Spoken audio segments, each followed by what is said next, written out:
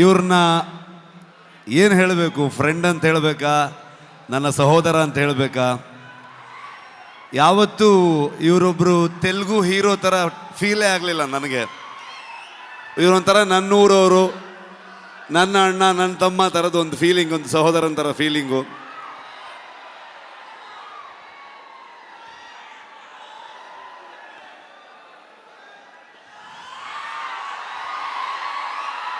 ಇವತ್ತು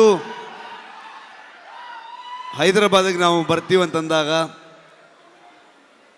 ನಾನು ನಿಮ್ಮನ್ನು ಕರ್ಕೊಂಡು ಬಂದು ನಮ್ಮ ಆಡಿಯನ್ಸಿಗೆ, ತೆಲುಗು ಪ್ರೇಕ್ಷಕರಿಗೆ ಪ್ರೆಸೆಂಟ್ ಮಾಡ್ತೀನಿ ಅಂತ ಅಂದ್ಕೊಂಡು ನಮಗೆ ಬೆನ್ನು ತಟ್ಟಿ ಇಡೀ ತಂಡವನ್ನು ಇಲ್ಲಿ ತಂದು ನಿಲ್ಲಿಸ್ಕೊಂಡಿದ್ದಾರೆ.